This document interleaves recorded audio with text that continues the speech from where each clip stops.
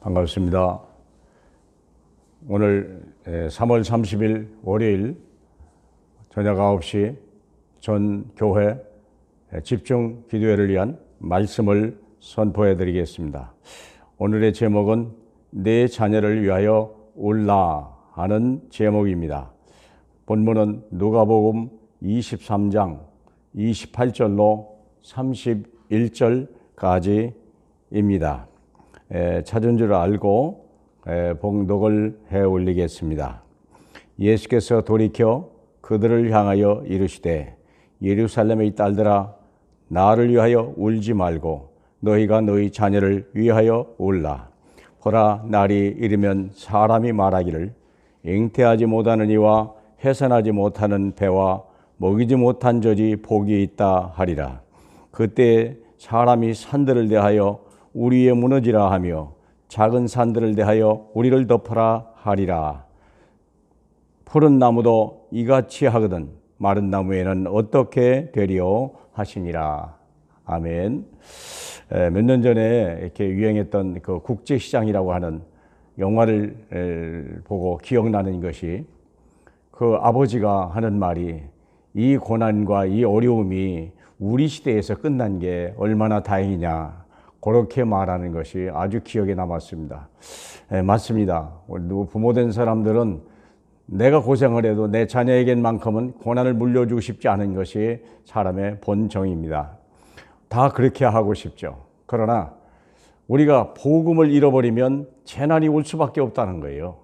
우리가 자녀들에게 진정한 행복을 주려면 우리는 정말 복음을 자녀들에게 언약의 여정을 갈 수 있도록 복음을 줘야 되는 것이 우리의 사명이거든요.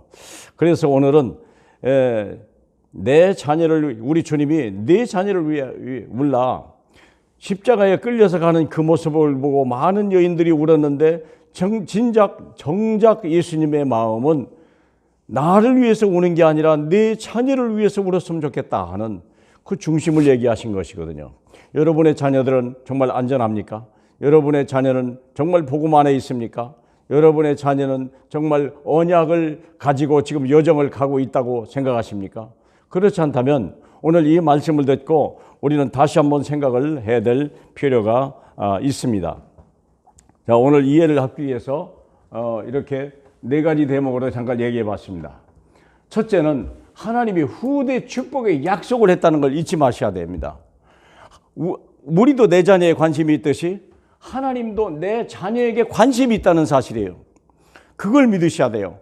어쩌다가 우연히 내 자식이 아니라 하나님이 창세제 이전부터 우리를 만드셔서 우리를 선택하시고 우리의 자녀를 축복하시려고 계획하셨다는 사실을 절대 믿으면 안 돼요. 그래서 여러 가지 여건이 안 될 수도 있고 우리가 이미 늦게 예수 믿는 바람에 내 자녀들이 세상으로 나갈 때가 있었지만 그래도 우리는 이 약속을 알아야 돼요. 하나님이 아브라함을 선택하면서 말씀하기를 내 씨가 천하 만민의 복을 받으리라 분명히 얘기했거든요. 아브라함을 축복하려고 모리아 산에 올라간 것이 아니라 하나님이 이삭을 축복하셔서 아브라함의 그 기쁨을 맛보게 하려고 내 씨가 천하 만민의 복을 받으리라 약속하셨습니다. 또 이삭에게 주는 말입니다. 똑같은 말이에요. 성경을 읽어보면요, 내 씨가 천하 만민의 거의 같다고 하는 걸 알 수 있어요. 우리가 이런 축복을 자녀들이 가지고 태어났다는 사실이에요. 우리는 약속을 통해 성경을 통해서 그걸 알게 되는 거죠. 창세기 28장 야곱이라고 하는 사람이 베델에서 똑같은 약속을 받아요. 내 자손이 천하 만민의 복을 받으리라. 근원적 축복, 언약적 축복이 있다는 사실을 꼭 믿으시길 바랍니다. 우리 사무엘하 7장 12절 14절 요건 다윗에게 준 말입니다. 하나님이 직접 언약을 주는데 네 사람 말고는 준 적이 없어요. 성경을 잘 보시면 그리 돼 있어요. 아무에게 다 주셨나? 아닙니다. 네 사람에게만 줬어요. 아브라함과 이삭과 야곱과 그리고 다윗에게 주셨어요. 내 씨가 내 왕국이 계속될 것이라고 약속하셨어요. 믿으시길 축복합니다. 여러분의 자녀가 지금 어떤 상황이냐 중요하지 않아요. 하나님이 약속 있는 자녀라는 거예요. 그러면 약속 있는 자녀가 받을 수 있는 축복은 후대 축복의 방법이 뭐냐? 신명기 6장 4절로 9절. 이스라엘 애들아 너희 하나님은 오직 하나님 한 분이시니 그의 마음을 다하고 힘을 다하고 목숨을 다해 하나님을 사랑해라. 그것을 내 손목에 매라. 네 이마에 붙여라. 그리고 문설주에 써라. 그리고 문 안팎에서 읽도록 만들어라. 그렇게 만들어 놨거든요. 이제 우리가 하나님의 말씀을 우리가 늘 아이들 속에 떠나지 않도록 외우라는 거예요. 신명기 28장을 보면요.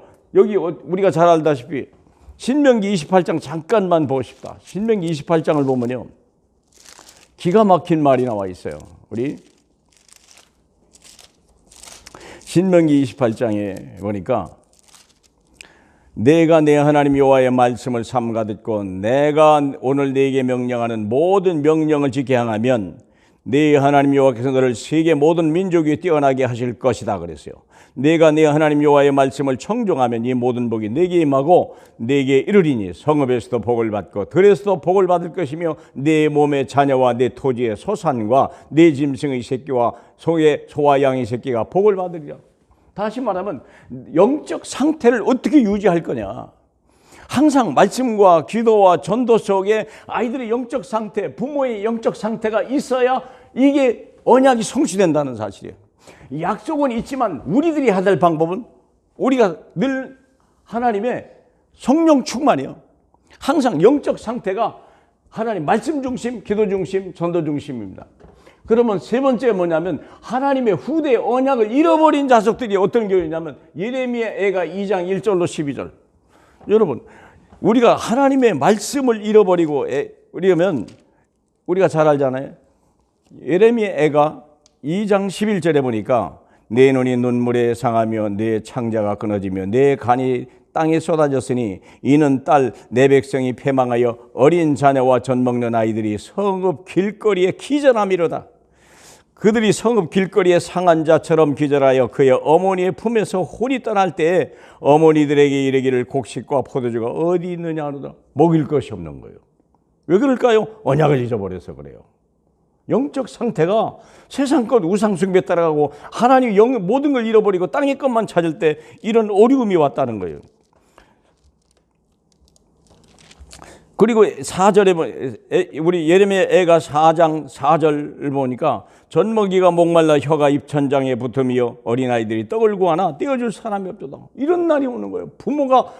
부모가 하나님의 말씀을 잃어버리고 언약을 잃어버리면 아이에게 떠나줄 떡이 없다는 거예요. 물 한 모금 마실 물이 없어져 버린다는 것입니다. 사랑하는 아모스 8장 11절 13절에 보니까요. 우리가 마실 물이 없어서 목마름이 아니고 먹을 양식이 없어서가 아니라 하나님의 말씀을 들을 말씀이 없다는 거예요. 그게 어려워요.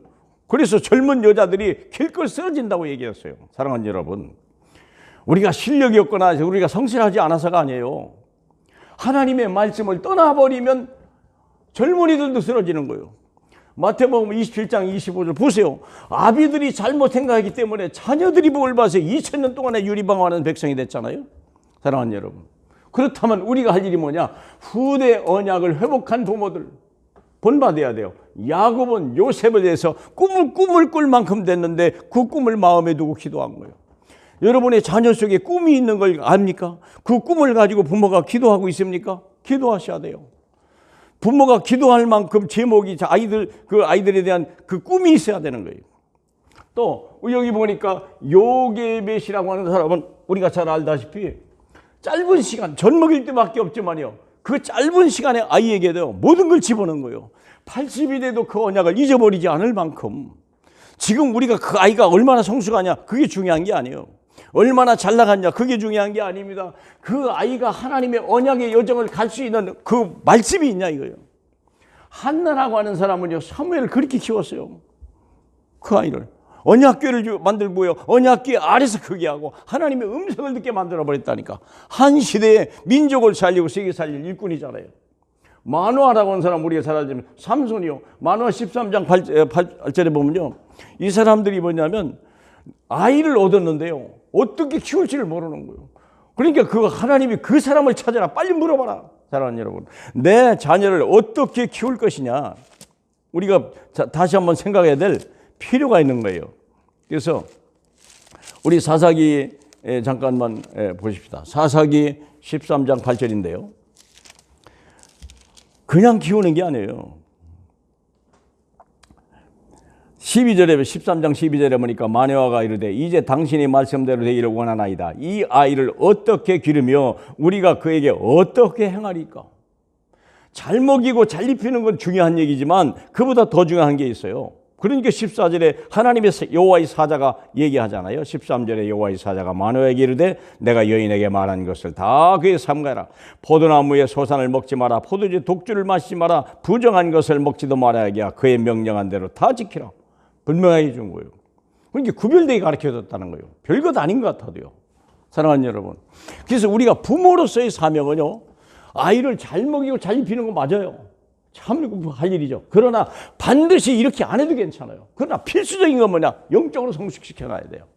예수가 그리스도를 알고 세계복음화의 언약을 알고 하나님의 성령의 능력을 아는 아이 한 번만 체험한 수만 있다면 저와 여러분의 미래는요 아름다울 것이고요. 저와 여러분의 노년은요 행복할 것이라고 저는 확신합니다. 어려운 게 아닙니다. 사랑하는 여러분, 오늘 하루도 하나님의 말씀 속에서 승리하시는 축복을 받길 예수 그리스도 이름으로 기도합니다. 우리 하나님 감사합니다. 내게 자녀 주시니 감사합니다. 자녀에게 주신 먹일 영의 양식을 주시니 감사합니다. 함께 기도할 수 있는 꿈과 언약의 비전을 함께 누리게 하시니 감사합니다. 이 어려운 날에 우리가 더 큰 응답을 받을 수 있는 기회 주심을 감사드리며 예수님 이름으로 축복하며 기도합나이다. 아멘.